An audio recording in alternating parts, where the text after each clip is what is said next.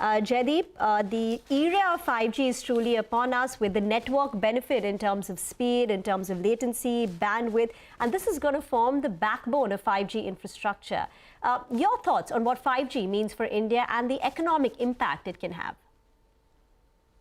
Thanks, Rima, for having me on your show. And India is definitely late in the 5G game. With this launch, we will perhaps be the 90th or the 89th country, because already there are 222 operators in about 88 countries where some form of 5G is available. And I think we mentioned about China in a few minutes ago.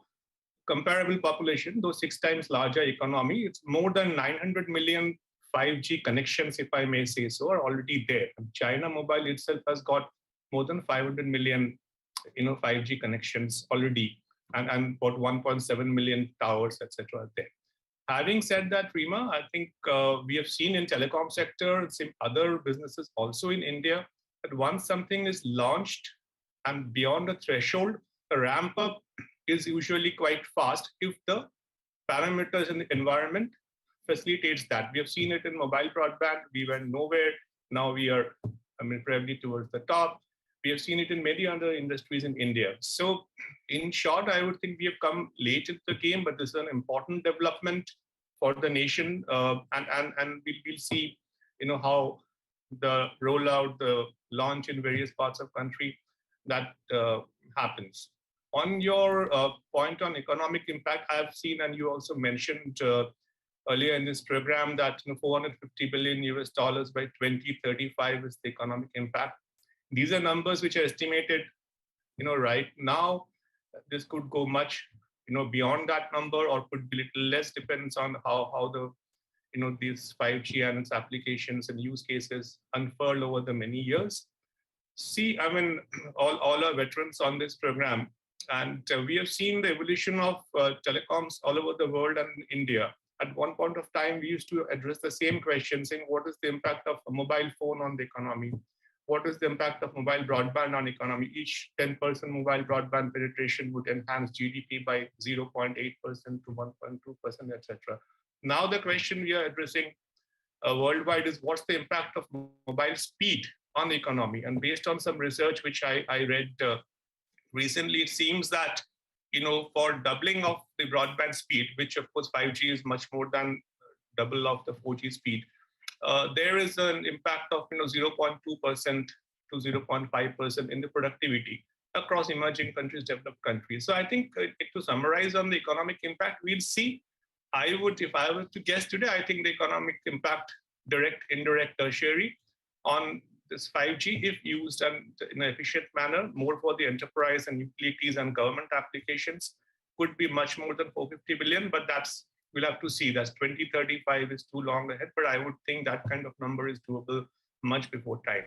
By 2035, we possibly will have 6G as well with us, Jaideep. But you're right, India may be late to the global party, but India's history has shown us that the ramp up of new technologies is very fast, very quickly. India has become the second largest digitally connected nation in the world, and India's data consumption continues to skyrocket. In the last 5 years, 4G data traffic has increased by 6.5 times, and the mobile broadband subscriber have gone up by 2.2x.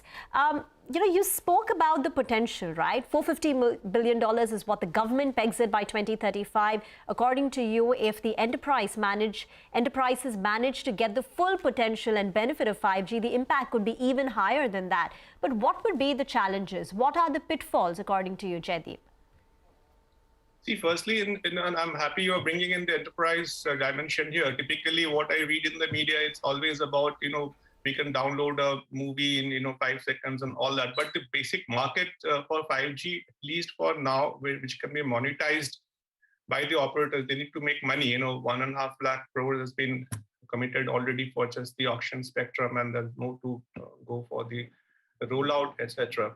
So I think enterprise market has many applications, whether the industries are ready, whether the ecosystem is ready. Devices, I don't think, in spite of what I read here in the devices, I don't think is a problem, because even mobile, I think there are 827 mobile 5G models available in the world and a few thousands of consumer mobiles.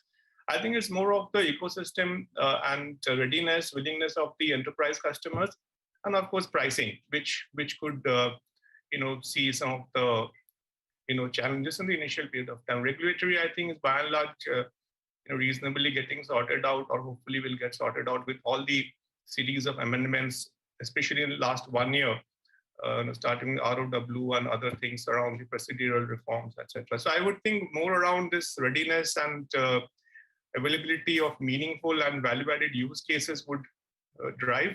And if those are not there, in absence of those, that could be a challenge in the short term.